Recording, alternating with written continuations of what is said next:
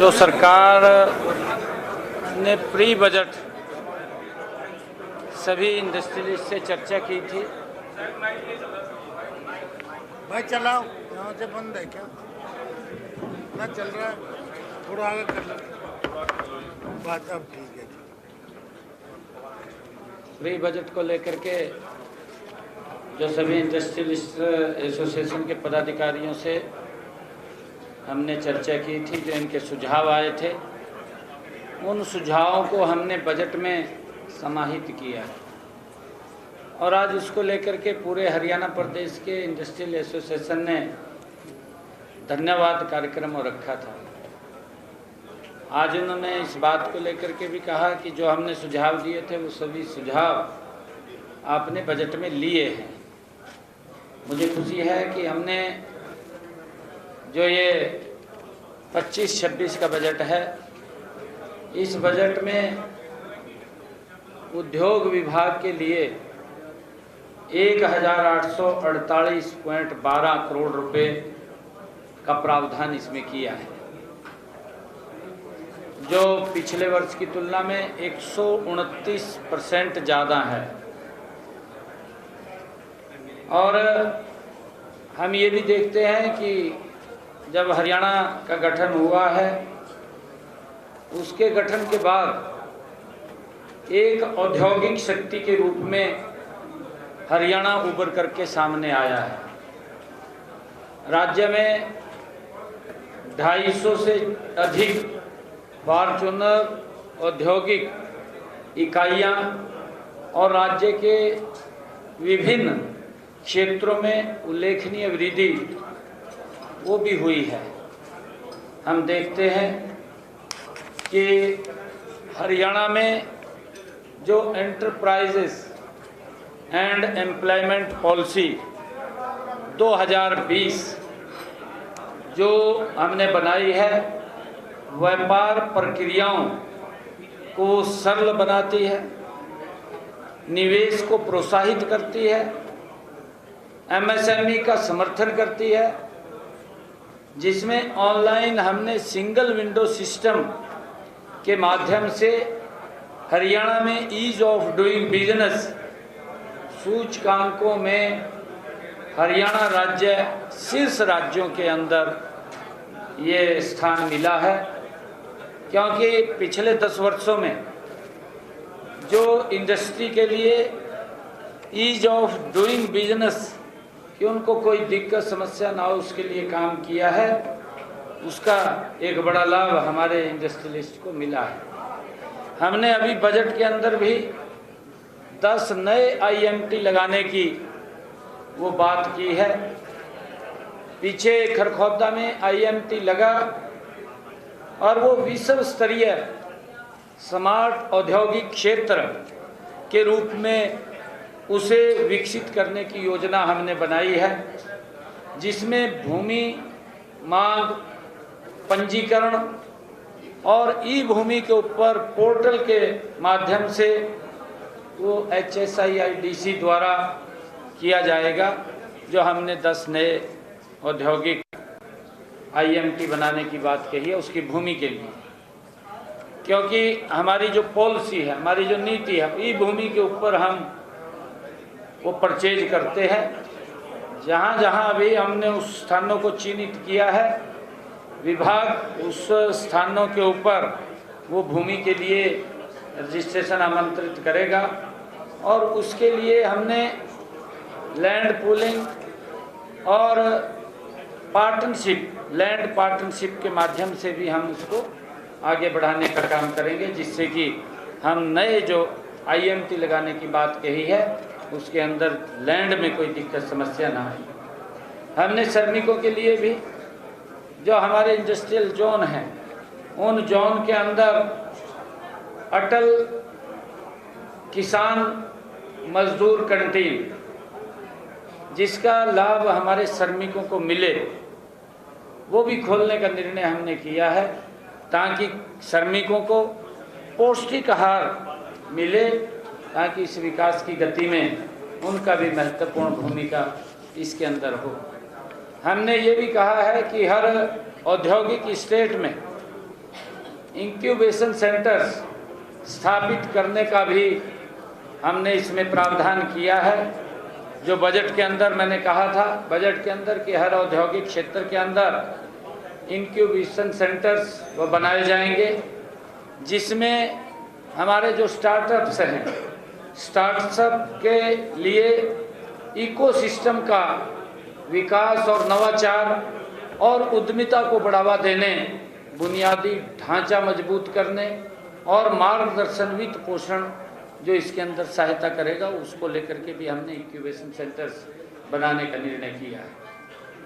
आदरणीय प्रधानमंत्री जी नरेंद्र मोदी जी के जो स्वयं रोजगार, मेक इन इंडिया, आत्मनिर्भर भारत के विजन के साथ हम उसको मेल खाते हैं, जिसका उद्देश्य हरियाणा को एक मैन्युफैक्चरिंग हब के रूप में विकसित करना है, जो 2047 आदरणीय प्रधानमंत्री जी ने कहा कि हमने विकसित राष्ट्र बनाना है। 2047 तक विकसित हरियाणा भी उसमें अपनी भूमिका अदा करेगा, प्रमुख भूमिका अदा करेगा। उसको लेकर के भी हमने इसमें ये कार्य किया है। हरियाणा के कई औद्योगिक इकाइयों में अग्रणी जैसे गुरुग्राम, मानेसर और बावल भारत का डेंटाइस्ट जो कहा जाता है, डेंटाइस्ट कहा जाता है, इसको प्रमुख ऑटोमोबाइल निर्माता, और जैसे हमारा इधर यमुनानगर क्षेत्र है, यमुनानगर क्षेत्र में प्लाईवुड और धातु की इंडस्ट्री वो उसके उत्पादन का एक प्रमुख केंद्र है। उनको भी हम गति से इसके माध्यम से मजबूत करने का वो काम कर रहे हैं।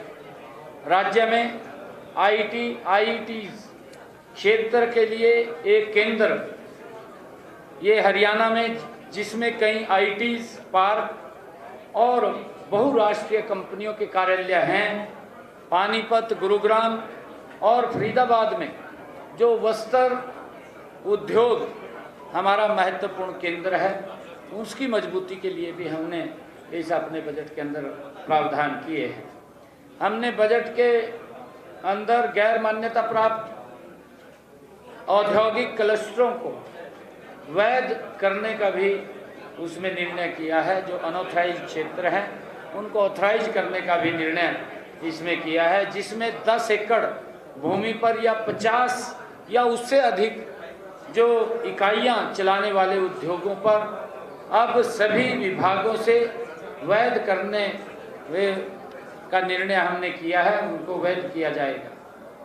HSIIDC और HSVP के बीच नियंत्रण नीति में बदलाव करते हुए यह निर्णय लिया गया है कि HSVP में स्थानांतरित औद्योगिक भूखंडों को अब HSIIDC अपने EMP नियमों के बजाय मूल आवंटन पत्र के अनुसार वो निर्धारित करेगा।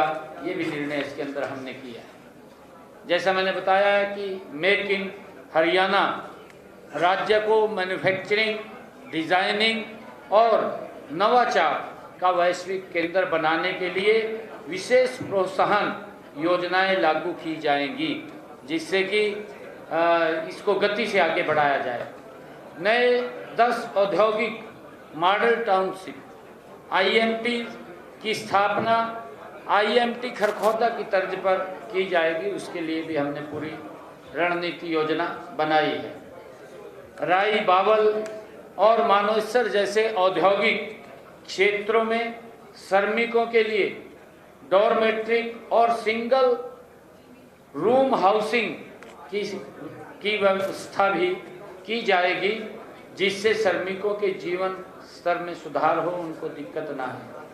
मल्टी लेवल पार्किंग की सुविधा प्रत्येक औद्योगिक क्षेत्र में विकसित की जाएगी। पर्यावरण सुरक्षा को बढ़ावा देने के लिए MSME इकाइयों को retrofit emission control device RECD द्वारा हरित ईंधन जनरेटर पर वित्तीय सहायता दी जाएगी। ये भी निर्णय हमने किया है। IMT मानेसर को जीरो वाटर वेस्टेज औद्योगिक इकाइयों के क्षेत्र के रूप में विकसित करने की घोषणा भी हमने बजट में की गई है, जहां रिसाइकल्ड जल का उपयोग हरित पट्टी, फायर सिस्टम और पर्यावरणीय संरक्षण में किया जाएगा। आपके माध्यम से मैं उद्योगों को यह आग्रह भी करना चाहता हूं कि हमारा मुख्यमंत्री आवास आम जन के लिए खुला है और जो हमारे इंडस्ट्रियलिस्ट हैं, मैंने उनके बीच में कहा भी है कि आपको अगर कोई समस्या दिक्कत आती है तो हम उसको तुरंत सुनने के लिए, उसका समाधान निकालने के लिए तत्पर हैं। हम मजबूती से हरियाणा प्रदेश को एक इंडस्ट्रियल हब के रूप में गति से आगे बढ़ाने का काम करेंगे। अभी पिछले दिनों देश के यशस्वी प्रधानमंत्री आदरणीय नरेंद्र मोदी जी, जिन्होंने हरियाणा का दौरा किया था, हरियाणा को विकसित हरियाणा विकसित भारत में एक प्रमुख उन्होंने कार्यक्रम दिए हैं। हमारा हिसार के अंदर आदरणीय प्रधानमंत्री जी के कर कमलों द्वारा महाराजा अग्रसेन हवाई अड्डा वो चालू हुआ है और उसी के स्थान पर एक टर्मिनल का शिलान्यास भी आदरणीय प्रधानमंत्री जी ने किया है। और बिजली के क्षेत्र में भी एक नई क्रांति आए। 800 मेगावाट का यमुनानगर में सुपर क्रिटिकल थर्मल पावर की यूनिट का भी शिलान्यास किया है, क्योंकि आने वाले समय के अंदर बिजली की बड़ी महत्ता है। जब हम इंडस्ट्रियल जोन बनाने की बात कर रहे हैं तो बिजली की दिक्कत समस्या न रहे। 800 मेगावाट का सुपर क्रिटिकल यूनिट का शिलान्यास आदरणीय प्रधानमंत्री जी ने किया, जो जल्दी ही वो इसमें शामिल हो जाएगा, उसका वर्किंग में आ जाएगा। और उसके साथ साथ और अन्य यूनिटों के ऊपर भी बिजली की यूनिट बढ़ाने के लिए हम विचार कर रहे हैं, ताकि जो 24 घंटे आज बिजली देने का काम अगर किसी ने किया तो इन 10 वर्षों में हमने इस 10 वर्षों की सरकार के अंदर किया है। आज क्योंकि सभी इंडस्ट्रियलिस्ट से बैठ कर के बातचीत हुई है, इसके लिए मैं सभी का धन्यवाद भी करता हूं। आज उसके ऊपर जो चर्चा विचार हुआ है।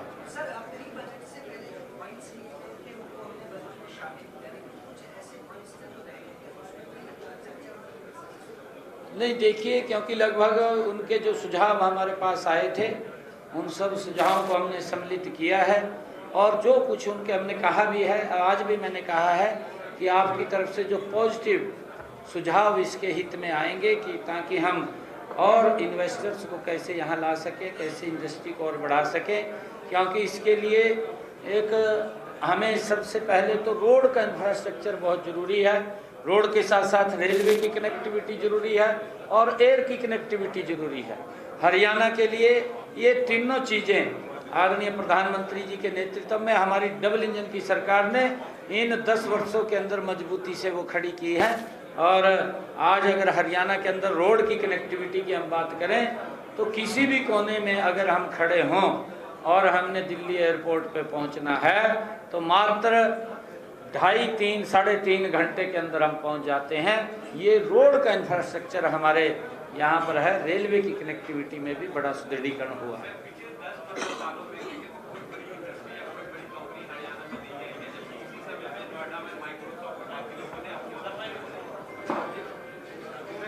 सालों में देखें तो गुड़गांव में कोई बड़ी इंडस्ट्री या बड़ा कंपनी ने अपना ऑफिस नहीं खोला, जबकि इसी समय में नोएडा में कई सारी कंपनी ने अपना ऑफिस खोला, जिसमें कि माइक्रोसॉफ्ट और बाकी कंपनियां शामिल हैं। अब जैसे जेवर एयरपोर्ट भी ऑलमोस्ट बनकर तैयार है, तो गुड़गांव का जो बेनिफिट हुआ करता था कि एयरपोर्ट के नजदीक है तो वो भी खत्म हो रहा है। इसमें नहीं, देखिए, ये ना एक मिनट, आप नेगेटिव की तरफ से बात मत करिए, पॉजिटिव की तरफ करिए। नेगेटिव की तरफ बात करना अच्छा नहीं हमारे प्रदेश के लिए।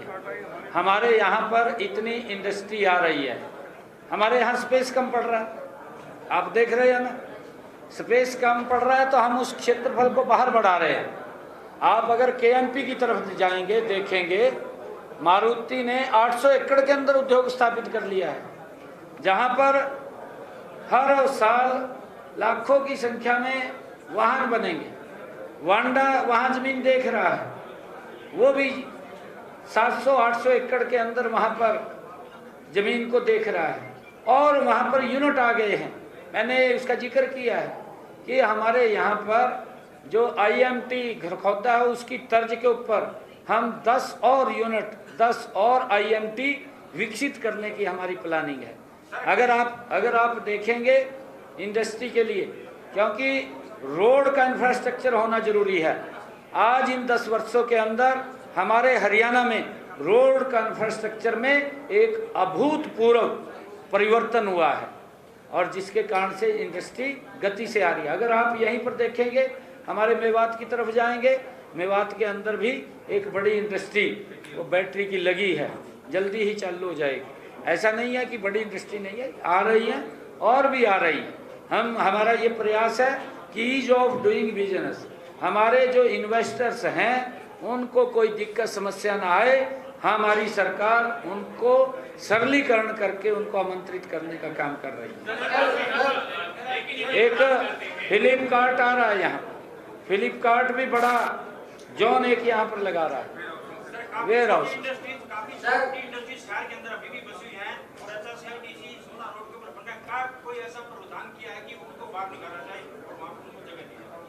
नहीं, देखिए वो अपने अपने तरीके से हमने जब जोन बनाए हैं और छोटी इंडस्ट्री MSME है उसके लिए भी हमने प्रावधान किए हैं, हम उनको सुविधाएं दे रहे हैं।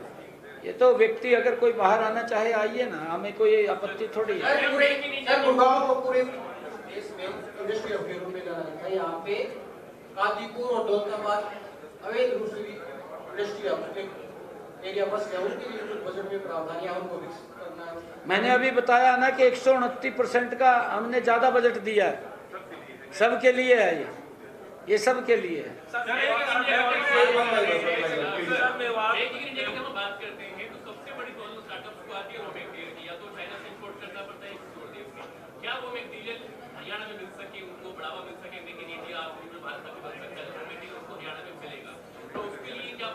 नहीं, देखिए वो अलग अलग, आजकल मैंने जो रोड्स की कनेक्टिविटी की बात कही है, आप हमारे जो पोर्ट्स हैं, बाहर से जो रॉ मटेरियल आता है, कुछ देश से रॉ मटेरियल आता है, हमारे यहाँ टेक्सटाइल इंडस्ट्री पानीपत के अंदर है।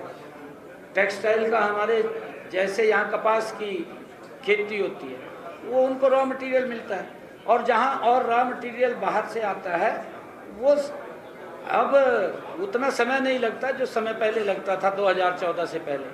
अब तो उसका सरलीकरण हो गया है और लोगों तक वो पहुंचता है।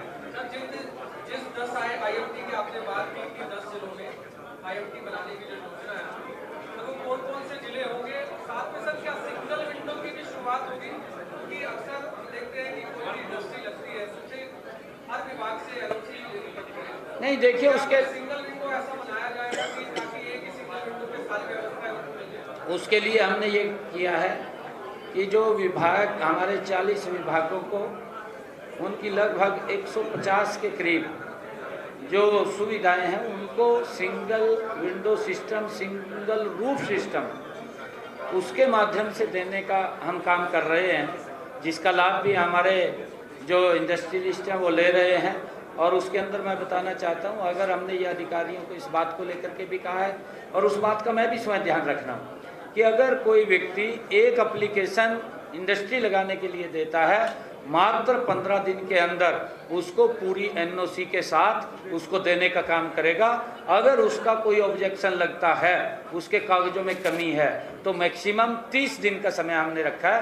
30 दिन के अंदर उसको ठीक करके उसको NOC देने का काम हमारी सरकार उसको चक्कर नहीं काटती। को लेकर के केंद्र सरकार और सरकार की एक योजना थी रैपिड रेल ट्रांजिट सिस्टम, जो कि मेरठ गई, लेकिन एक GT करना रोड एक दक्षिण हरियाणा को लेकर थी। DPR तैयार था, ये कहा जा रहा था कि दिल्ली में जो केजरीवाल सरकार थी वो NOC नहीं दे रही थी, इस कारण से वो अटका हुआ था। अब क्या उम्मीद करें, दिल्ली में भी भाजपा की सरकार है और अभी एक तरफ GT करना रोड, दूसरा दक्षिण हरियाणा का, उसकी कहीं ना कहीं योजना है, DPR है। अब कब तक कुछ DPR नहीं, उसका मैं भूमि पूजन करने वाला हूँ जल्दी, और इधर भी उसका काम चालू हो गया। करनाल की तरफ अगर कुंडली की तरफ जाएंगे II-18 TC, जिसके जल्दी ही वो भी उस साइड में काम चालू होगा, और इधर हम भूमि पूजन कर रहे हैं मेट्रो का, जिससे कि लोगों को इसका लाभ मिले। दिल्ली से NOC अब आ चुकी है क्या माने? क्योंकि ये कहा जाता है केजरीवाल सरकार NOC नहीं दे रही थी, मेट्रो कांड से अटका हुआ था ये काम कैसे? नहीं देखिए, डबल इंजन सरकार का फर्क पड़ता है, कोई किंतु परंतु नहीं रहता, और ये काम गति से अब होंगे, सब काम होंगे। हरियाणा में ट्रिपल इंजन है, हरियाणा में ट्रिपल इंजन। मेवात का जिक्र किया सर, मेवात में जो कुछ किसान बैठे हैं मुआवजा के लेके, बार बार वो पंचायत करते हैं और विरोध करते हैं। नहीं देखिए, कोई नहीं बैठा, वो मंत्री जी ने भी बात किया था, परंतु उनको जो भी एक्वायर लैंड हुई थी उस टाइम एक्वायर के समय उनको सारा का सारा जो पैसा था वो दिया गया है, उन्होंने उसको स्वीकार भी किया है, और कुछ को अगर कोई दिक्कत थी दोबारा भी उसके अंदर भी कमी थी कोई, वो भी पूरी की गई है। अब ऐसा कोई विषय नहीं है। समय का अभाव है तो माफी चाहूंगा। आखिरी सवाल, मुख्यमंत्री जी को आगे में जाना है। आखिरी सवाल, कांग्रेस प्रोटेस्ट कर रही है, वो ये कह रहे हैं कल चंडीगढ़ में भी लगातार सुनील जी यादव की राजनीतिक षड्यंत्र से ये पूरा किया जा रहा है। अभी पुतले भी फूटे गए थे कांग्रेस की तरफ से, क्या कहेंगे? नहीं देखिए, ये षड्यंत्र, राजनीतिक षड्यंत्र कहना गलत है। मानकों के आधार पर बड़ी जानकारी मानेसर से, जहां बजट से पहले उद्योगपतियों से किया संवाद। सीएम ने आज प्रेस कॉन्फ्रेंस के दौरान कहा कि उद्योगपतियों के सुझावों को हमने बजट में शामिल किया है। बजट में उद्योग जगत के लिए बजट को बढ़ाया भी गया है। 10 नए आईएमटी बनाए जाएंगे। सीएम ने प्रेस कॉन्फ्रेंस के दौरान ये भी बड़ी घोषणा की है कि 10 नए आईएमटी बनाए जाएंगे। मानेसर से ये बड़ी जानकारी सीएम नायब सिंह सैनी ने की प्रेस कॉन्फ्रेंस, जहां पर उन्होंने बजट को लेकर भी कई बड़ी बातें कही कि बजट पेश करने से पहले उद्योगपतियों से संवाद किया गया, उद्योगपतियों के सुझावों को बजट में शामिल किया गया है। बजट में उद्योग